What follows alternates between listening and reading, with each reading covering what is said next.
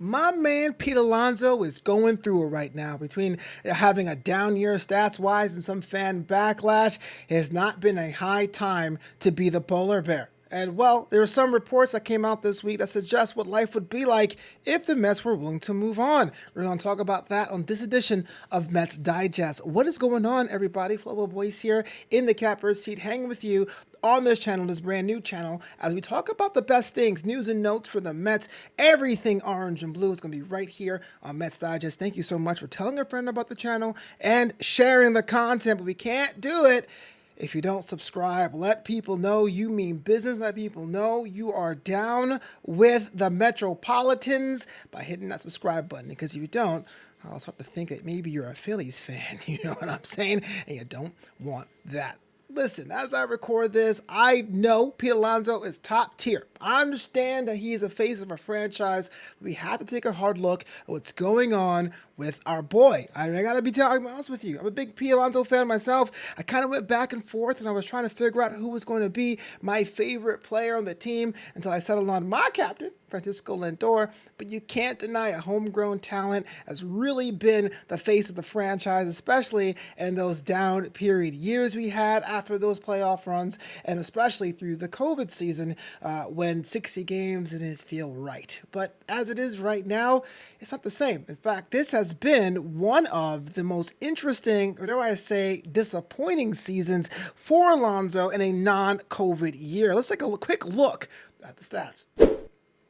So we look at the home run totals, and he's on pace to do basically his normal home run totals if he gets especially hot, but it seems it's been a hole in the bat. But the most egregious thing, I think the one everyone's talking about and their grandma is talking about, is that runners in scoring position, and that was a sub 200. So even though he's still fairly young in his 29th season, some eagle-eyed, astute people would say he's on the wrong side of 30 and probably will project that skills will decrease over time.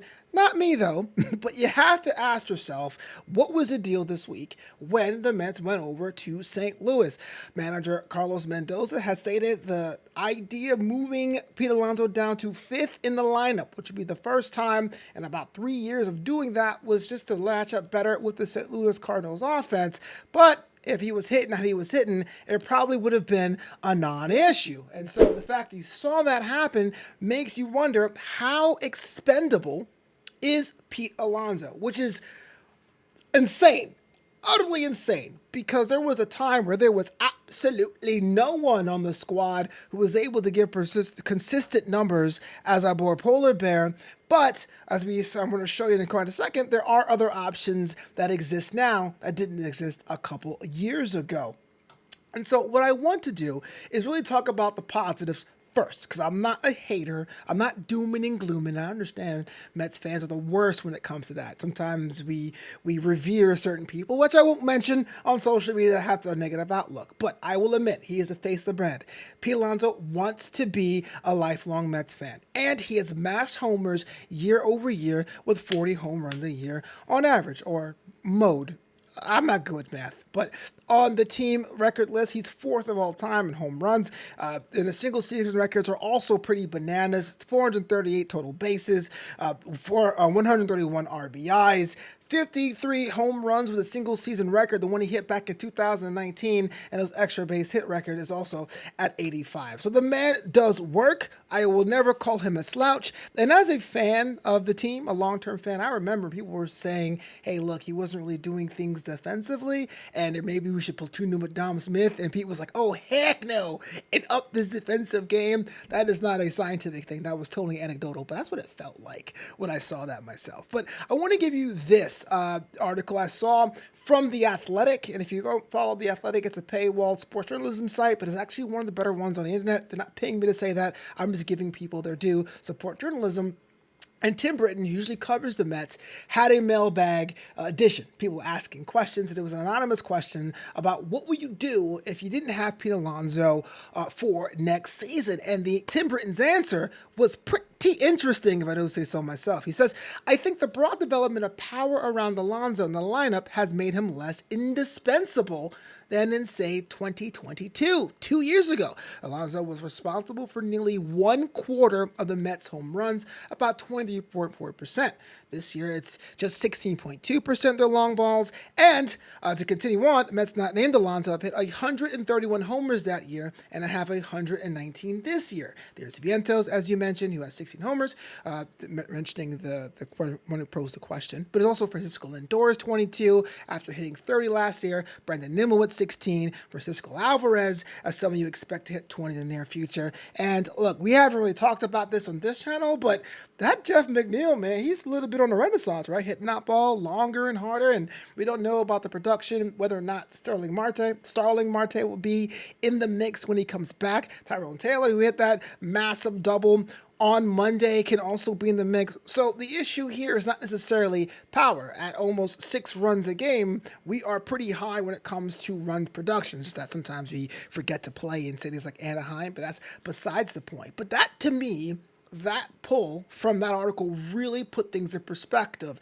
We have a team and a front office now that doesn't really operate on feels. And what I mean by that is I'm old enough to remember David Wright. And David Wright, to me, is one of my favorite Mets of all time. I will argue with anyone who thinks anyone else is the best Met of all time, save for Tom Seaver. I'm not like totally egregious, right? I'll go to bat, no pun intended, for David Wright. I live here in the West Coast. I see David Wright all the time at local establishments. I'm like, hey, Captain. He goes, what's up? I get that. But there was a time where the production wasn't there, but we also knew the team itself wasn't that good. And so we kind of held on to Dave toward the end of his career. Granted, it wasn't his fault. It was injuries. Probably a bad example now I think about it. But you look at someone like David Stearns at front office, if you're not producing consummate to the money that they're offered to offer you, would you keep them around? I hope they do. This is why I start off with positive things first, because when it comes down to it, I think of Lindor as a team. I think of Nimmo as a team. I think of Alonso as a team. This personal fan doesn't want Pete to go, but you can't argue with the very nature of the business. I want to get this article from you. I want to set this up just a little bit. This is from Joe Pantorno. I follow him personally on Twitter, but he writes for a publication known as AM New York, and he had a little bit to say on the subject as well. He says, Alonso's next contract should be right in the neighborhood of what Freeman and Goldschmidt received, something along the lines of a 6-year, $150 million or 7-year, $175 million deal that would lock him up in Queens for the majority of the remainder of his career. Mind you, he's still at his 29 age season. Should Boras or Stearns run into a roadblock, however, the Mets would have no issue spending their money elsewhere. And that has been the difference between this front office and the last one, for better or worse, right? There's some mistakes that we've done, there's some things we've done. If it doesn't work out, if it doesn't make dollars that don't make sense, they're willing to move on. And that's what I'm worried about. I don't think it's going to be an issue if Pete Alonso were to leave, where it's, I don't like this guy or he needs to go. It's, hey, look, we judge your production based on the production needs. We can offer you this deal. Pete can say, my camp believes I'm worth this. There could be a disconnect, and then both parties can walk away. Baseball's a business. I understand that. But I think the one thing we didn't have is a front office that's willing to do that, willing to sit there and actually measure the numbers to make that make sense. Now, if Pete stays, you have yourself pretty much set up, him at first and then Vientos at third. But if Pete goes, you can probably move Vientos over to first. You can bring back up Beatty. You can have Vientos in the DH spot. You really have a lot more options there to really have a replacement for Pete on the field. But I say this as a fan of Pete the guy. Being able to produce in New York, even in a down period, year after year, is something most people cannot do. And not only that, Mr. Alonso and his family has also contributed to local cultural events, has his own comedy night. He has pretty much given back to the city as well. And I know it's not a baseball team's job to reward someone that with a job, but I ask you this. You can replace the guy tagging first base, but can you replace the cultural whole if you were to let a person like that walk?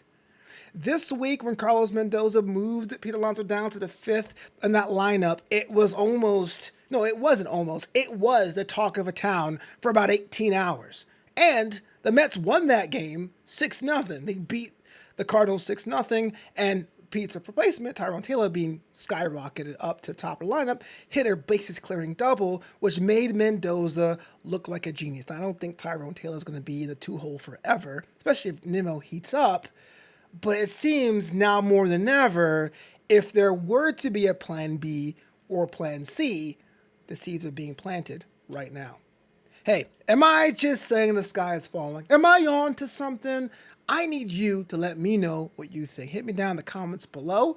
Let me know, what would you do? What would you offer Pete? Would you have him stay? Would you have him walk? What is the deal? If you were the general manager, if you were the president of baseball operations, I want to know what's on your mind. I do peruse the comments because I love the way that we're building a community here on Mets Digest. Look, my name is Flobo Voice. I'll be back next time. And until that next time, it is LGM to the bitter end.